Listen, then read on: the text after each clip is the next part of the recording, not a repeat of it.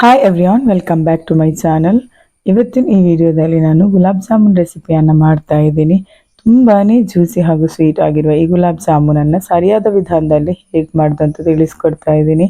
ಆದರೆ ನೀವು ಫಸ್ಟಿಗೆ ಈ ವಿಡಿಯೋವನ್ನು ಕಂಪ್ಲೀಟಾಗಿ ಎಲ್ಲೂ ಮಧ್ಯದಲ್ಲಿ ಸ್ಕಿಪ್ ಮಾಡದೆ ನೋಡಿ ನನಗೆ ಎಷ್ಟು ಪರ್ಫೆಕ್ಟಾಗಿ ಗುಲಾಬ್ ಜಾಮೂನ್ ಬಂದಿದೆ ಅಂತ. ನಿಮಗೂ ಕೂಡ ಹೀಗೆ ಪರ್ಫೆಕ್ಟಾಗಿ ಬರಬೇಕು ಅಂದರೆ ನೀವು ಕೆಲವು ಟಿಪ್ಸ್ಗಳನ್ನು ಫಾಲೋ ಮಾಡಬೇಕು. ಹಾಗಾದರೆ ಬನ್ನಿ, ಇನ್ನು ತಡ ಮಾಡೋದು ಬೇಡ, ಗುಲಾಬ್ ಜಾಮೂನನ್ನು ಹೇಗೆ ಮಾಡೋದಂತ ನೋಡ್ಕೊಳ್ಳೋಣ. ಇಲ್ಲಿ ಗುಲಾಬ್ ಜಾಮೂನ್ ಮಾಡೋದಕ್ಕೆ ಫಸ್ಟಿಗೆ ನಾನಿಲ್ಲಿ ಹಿಟ್ಟನ್ನು ರೆಡಿ ಮಾಡ್ಕೋಬೇಕು. ನಾನಿಲ್ಲಿ GRB ಅವರ ಗುಲಾಬ್ ಜಾಮೂನ್ ಮಿಕ್ಸ್ ಪೌಡರನ್ನು ಯೂಸ್ ಮಾಡ್ತಾ ಇದ್ದೀನಿ. ಇದನ್ನು ನಾನು 1 ಪ್ಯಾಕೆಟ್ ಫುಲ್ಲನ್ನು ಹಾಕಿ ಯೂಸ್ ಮಾಡ್ತಾ ಇದ್ದೀನಿ. ನಂತರ ಇದಕ್ಕೆ 1/4 ಟೀ ಸ್ಪೂನ್ ತುಪ್ಪನ ಹಾಕ್ಕೋತಾ ಇದ್ದೀನಿ. ಹಾಗೆ 250 ml ಕಪ್ಪಲ್ಲಿ ಹಾಲನ್ನು ತಗೊಂಡಿದ್ದೀನಿ, ಅದನ್ನು ಕೂಡ ಹಾಕ್ತಾ ಇದ್ದೀನಿ. ನಾನಿಲ್ಲಿ 250 ml ಕಪ್ಪಲ್ಲಿ ಫುಲ್ ಹಾಲನ್ನು ತಗೊಂಡಿದ್ದೀನಿ. ಅದನ್ನು ಸ್ವಲ್ಪ ಸ್ವಲ್ಪನೇ ಹಾಕಿ ಮಿಕ್ಸ್ ಮಾಡ್ಕೋಬೇಕು. ನೋಡಿ, ಹಾಲನ್ನು ಮಿಕ್ಸ್ ಮಾಡ್ಕೊಳ್ಳುವಾಗ ಈ ರೀತಿ ಸ್ವಲ್ಪ ಸ್ವಲ್ಪನೇ ಹಾಲನ್ನು ಹಾಕಿ ಮಿಕ್ಸ್ ಮಾಡ್ಕೋಬೇಕು. ನೋಡಿ ನಾನು ಯಾವ ರೀತಿ ಮಿಕ್ಸ್ ಮಾಡ್ತಾ ಇದ್ದೀನಿ ಅಂತ. ಫಿಂಗರ್ಸ್ ಹೆಲ್ಪಿಂದ ನಾನು ಈ ರೀತಿ ಮಿಕ್ಸ್ ಮಾಡ್ತಾ ಇದ್ದೀನಿ. ಇದನ್ನು ನೀವು ಚಪಾತಿಗೆ ಮಿಕ್ಸ್ ಮಾಡ್ಕೊಳ್ಳೋ ರೀತಿ ಮಿಕ್ಸ್ ಮಾಡ್ಕೋಬಾರ್ದು. ಈ ಥರ ಸ್ವಲ್ಪ ಮೃದುವಾಗಿ ಫಿಂಗರ್ಸ್ ಹೆಲ್ಪಿಂದ ನಾವು ಮಿಕ್ಸ್ ಮಾಡ್ಕೋಬೇಕು. ಹಾಲನ್ನು ಕೂಡ ನೋಡ್ಕೊಂಡು ಹಾಕ್ಕೊಳ್ಬೇಕಾಗುತ್ತೆ. ಹಾಲನ್ನು ನೀವು ಜಾಸ್ತಿ ಹಾಕಕ್ಕೆ ಹೋದರೆ ಹಿಟ್ಟು ಸರಿಯಾಗಿ ಬರೋದಿಲ್ಲ, ಹಾಗೆ ಗುಲಾಬ್ ಜಾಮೂನು ಕೂಡ ಸರಿಯಾಗಿ ಬರೋದಿಲ್ಲ. ಹಾಗೆಯೇ ಇನ್ನು ನೋಡಿ, ಹಿಟ್ಟನ್ನು ಮಿಕ್ಸ್ ಮಾಡಿದ ನಂತರ 1/4 ಟೀ ಸ್ಪೂನ್ ತುಪ್ಪವನ್ನು ಹಾಕ್ತಾ ಇದ್ದೀನಿ. ಈ ತುಪ್ಪವನ್ನು ಹಾಕಿ ಎಲ್ಲ ಕಡೆ ಸ್ಪ್ರೆಡ್ ಮಾಡ್ಕೋಬೇಕು. ಹಾಗೆಯೇ ಇದನ್ನು ಸ್ವಲ್ಪ ಈ ರೀತಿ ಮಸಾಜ್ ಕೂಡ ಮಾಡ್ಕೋಬೇಕು. ಇಲ್ಲಿ ನನಗೆ 250 ml 1 ಕಪ್ ಫುಲ್ ಹಾಲು ಯೂಸ್ ಆಗಿದೆ. ನೋಡಿ, ಇವಾಗ ಹಿಟ್ಟು ರೆಡಿ ಆಗಿದೆ. ಇದನ್ನು ನಾನು ಒಂದು 10 ನಿಮಿಷ ಕ್ಲೋಸ್ ಮಾಡಿ ಇಡ್ತಾ ಇದ್ದೀನಿ. ಯಾವುದಾದ್ರೂ ಒಂದು ಮುಚ್ಚಳ ಅಥವಾ ಒದ್ದೆ ಬಟ್ಟೆಯಿಂದ ಇದನ್ನು ಕ್ಲೋಸ್ ಮಾಡಿ ಒಂದು 10 ನಿಮಿಷ ಸೈಡಲ್ಲಿ ರೆಸ್ಟಿಗೆ ಇಡುವ. ಸೊ ನೆಕ್ಸ್ಟ್ ನಾನಿವಾಗ ಶುಗರ್ ಸಿರಪ್ಪನ್ನು ಮಾಡ್ಕೊತಾ ಇದ್ದೀನಿ. ಇಲ್ಲಿ ನಾನು 250 ml ಅದೇ ಕಪ್ಪಲ್ಲಿ 2 ಕಪ್ ಶುಗರನ್ನು ತಗೊಂಡಿದ್ದೀನಿ. ಹಾಗೆಯೇ ಅದೇ ಕಪ್ಪಲ್ಲಿ 250 ml 2 ಕಪ್ಪಲ್ಲಿ ನೀರನ್ನು ಕೂಡ ಹಾಕ್ತಾ ಇದ್ದೀನಿ. ನೀವು ಯಾವ ಕಪ್ಪಲ್ಲಿ ನೀರನ್ನು ತಗೊಂಡಿದ್ದೀರಾ ಅದೇ ಕಪ್ಪಲ್ಲಿ ಶುಗರನ್ನು ಕೂಡ ಅದೇ ಮೆಜರ್ಮೆಂಟಲ್ಲಿ ಹಾಕ್ಕೋಬೇಕು. ಅಂದರೆ ಇವಾಗ 2 ಕಪ್ ಶುಗರ್ ತಗೊಂಡ್ರೆ 2 ಕಪ್ ನೀರನ್ನು ಹಾಕೋಬೇಕು. ಇನ್ನು ಲಾಸ್ಟಿಗೆ ಸ್ವಲ್ಪ ಏಲಕ್ಕಿ ಪೌಡರನ್ನು ಹಾಕಿ ಮಿಕ್ಸ್ ಮಾಡ್ಕೋಬೇಕು. ನೋಡಿ, ಇವಾಗ ನಾನು ಶುಗರ್ ಸಿರಪ್ಪನ್ನು ಸ್ಟವ್ ಮೇಲೆ ಇಡ್ತಾ ಇದ್ದೀನಿ. ಇವಾಗ ಇದು ಸ್ವಲ್ಪ ಬಿಸಿ ಆಗಬೇಕು. ಈ ಶುಗರ್ ಸಿರಪ್ಪು ಒಂದು ಕುದಿ ಬರಬೇಕು, ಅಷ್ಟು ತನಕ ಇದು ಬಿಸಿ ಆಗಬೇಕು. ಹಾಗೆಯೇ ನೆಕ್ಸ್ಟ್ ನಾನಿಲ್ಲಿ ಫಸ್ಟಿಗೆ ರೆಡಿ ಮಾಡಿ ಇಟ್ಕೊಂಡಿದ್ನಲ್ಲ ಆ ಹಿಟ್ಟನ್ನು ಉಂಡೆ ಮಾಡ್ಕೋಬೇಕು. ಇದನ್ನು ಸ್ವಲ್ಪ ಹಿಟ್ಟನ್ನು ತೆಗೆದು ರೌಂಡಾಗಿ ಮಾಡ್ಕೋಬೇಕು. ರೌಂಡಾಗಿ ಮಾಡುವಾಗ ಈ ರೀತಿ ಅಂಗೈಯಲ್ಲಿ ಹಿಡ್ಕೊಂಡು ಫಸ್ಟ್ ಒಂದು ಸರ್ತಿ ರೌಂಡ್ ಮಾಡಿ, ನಂತರ ಈ ರೀತಿ ಸ್ವಲ್ಪ ಲೈಟಾಗಿ ಪ್ರೆಸ್ ಮಾಡ್ತಾ ನಾವು ಇದನ್ನು ರೌಂಡಾಗಿ ಮಾಡ್ಕೋಬೇಕು.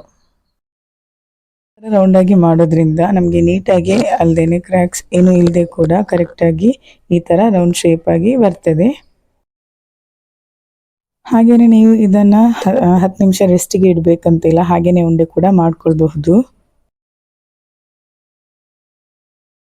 ನೆಕ್ಸ್ಟ್ ನಾನಿಲ್ಲಿ ಬಿಸಿಯಾಗಕ್ಕೆ ಇಟ್ಟಿದ್ದ ಶುಗರ್ ಸಿರಪ್ಪನ್ನು ನೋಡ್ತಾ ಇದ್ದೀನಿ. ನೋಡಿ, ಇವಾಗ ಶುಗರ್ ಸಿರಪ್ ಸರಿಯಾಗಿ ಬಂದಿದೆ.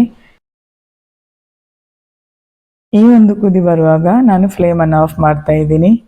ನೋಡಿ, ಶುಗರ್ ಸಿರಪ್ಗೆ ಒಂದು ಕುದಿ ಬಂದರೆ ಸಾಕು. ಈ ಥರ ಗ್ಯಾಸನ್ನು ಆಫ್ ಮಾಡಿ ಇಡಿ, ಆಯಿತಾ? ಜಾಸ್ತಿ ಕುದಿಸ್ಲಿಕ್ಕೆ ಹೋಗಬೇಡಿ. ಇನ್ನು ಲಿಡ್ ಕ್ಲೋಸ್ ಮಾಡ್ತಾ ಇದ್ದೀನಿ. ಈ ಶುಗರ್ ಸಿರಪ್ ತಣ್ಣಗಾಗಬಾರ್ದು, ಅದಕ್ಕೋಸ್ಕರ ಲಿಡನ್ನು ಕ್ಲೋಸ್ ಮಾಡಿಡ್ತಾ ಇದ್ದೀನಿ.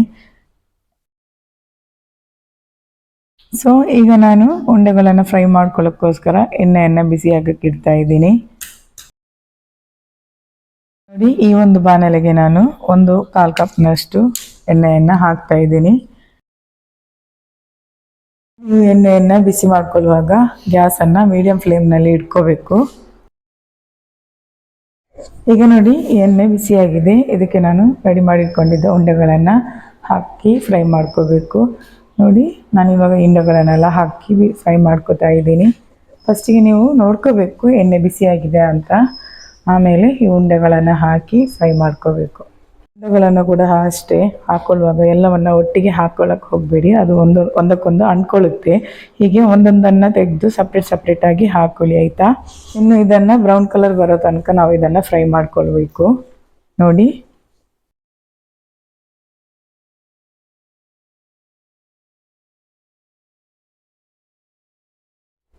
ಈ ಥರ ನೀಟಾಗಿ ಬ್ರೌನ್ ಕಲರ್ ಬಂದ ತಕ್ಷಣ ಇದನ್ನು ನಾವು ತೆಗೋಬೇಕು.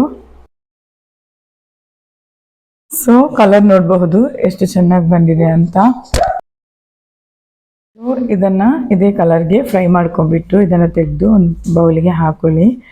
ಈಗ ಇದನ್ನು ನಾವು ಸಕ್ಕರೆ ಪಾಕಕ್ಕೆ ಹಾಕೋಬೇಕು.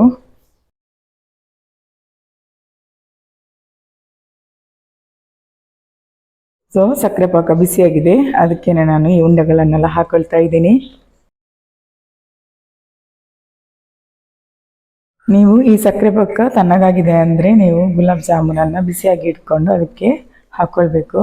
ಒಂದು ವೇಳೆ ಈ ಥರ ಸಕ್ಕರೆ ಪಾಕ ಬಿಸಿಯಾಗಿದೆ ಅಂದರೆ ಗುಲಾಬ್ ಜಾಮೂನನ್ನು ಫ್ರೈ ಮಾಡಿಬಿಟ್ಟು 10 ನಿಮಿಷ ಹಾಗೆಯೇ ಇಟ್ಟು ತಣ್ಣಗಾದ ನಂತರ ಪಾಕಕ್ಕೆ ಹಾಕೊಳ್ಳಿ, ಆಯಿತಾ.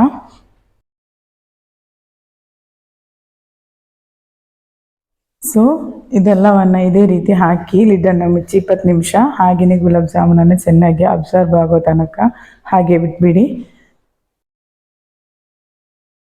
ನೋಡಿ, ನಾನಿವಾಗ ಸರಿಯಾಗಿ 20 ನಿಮಿಷ ಆದಮೇಲೆ ಗುಲಾಬ್ ಜಾಮೂನನ್ನು ಓಪನ್ ಮಾಡಿ ನೋಡ್ತಾ ಇದ್ದೀನಿ. ನೀವು ನೋಡ್ಬೋದು ಎಷ್ಟು ಚೆನ್ನಾಗಿ ನಮಗೆ ಗುಲಾಬ್ ಜಾಮೂನ್ ಬಂದಿದೆ ಅಂತ. ಗುಲಾಬ್ ಜಾಮೂನು ಎಲ್ಲೂ ಒಡಿದೇನೆ ಪಾಕಾಗಿ ಚೆನ್ನಾಗಿ ಎಳ್ಕೊಂಡು ತುಂಬಾ ಚೆನ್ನಾಗಿ ಬಂದಿದೆ. ನೀವು ಕೂಡ ಇದೇ ರೀತಿ ಮಾಡಿ ನೋಡಿ, ನಿಮಗೂ ಕೂಡ ಚೆನ್ನಾಗಿ ಬರುತ್ತೆ.